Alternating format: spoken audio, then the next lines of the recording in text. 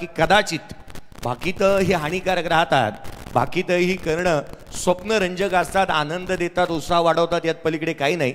परंतु हे षटकानंतर हा सामना कदाचित संपू शकतोय. 39चा पाठलाग करायचा होता. स्कोर कार्डवरती आहे 26.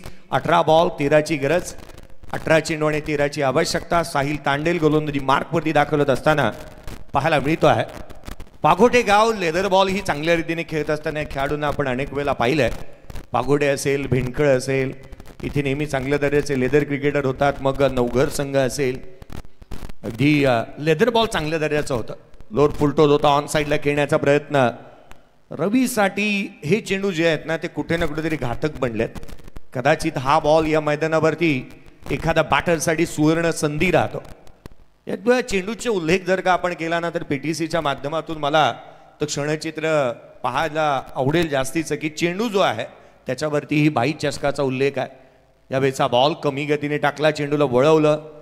100 नंबरची जर्सी मैदानाच्या आतमध्ये रवी बॅटिंग करतो आहे.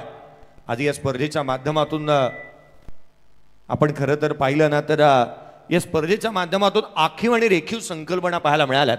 चेंडूवरती ही 22 चषकाचं नामकरण जे पाहायला मिळतं, जी काय प्रिंटिंग तुम्ही जर का बॉल हातामध्ये घ्याल तर या सिक्सरच्या बॉलवरती हा चेंडू तुम्हाला स्क्रीनवरती तुम्ही पाहताय. 22 चषक 2025 तुम्हाला या चेंडूवरती प्रिंट पाहायला मिळते. स्विच हिट करण्याचा प्रयत्न. पोलीस दलामध्ये कार्यरत असणाऱ्या या रवीला अगदी चेंडूला शोधणंही अवघड झालंय.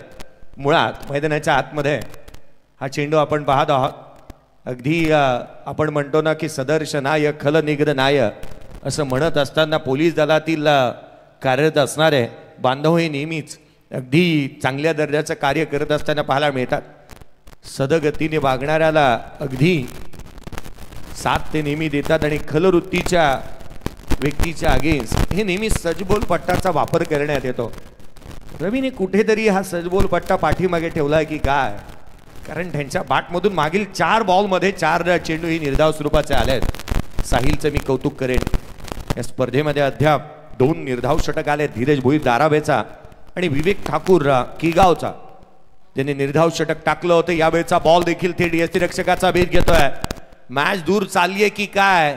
लगातारचा 5वा चेंडू साहिल तांडेलने येथे निर्धाव स्वरूपाचा हाताळलाय. 5 बॉलचा खेळ संपलाय. 5 चेंडू निर्धाव स्वरूपाचे आले आहेत.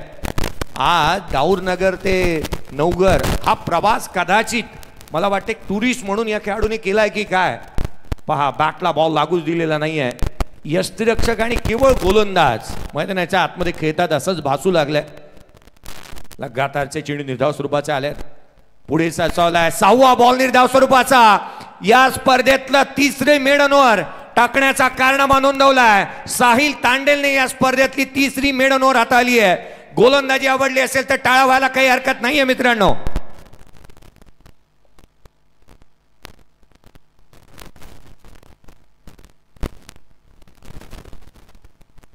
12 बॉल आणि 13 धावांची गरज.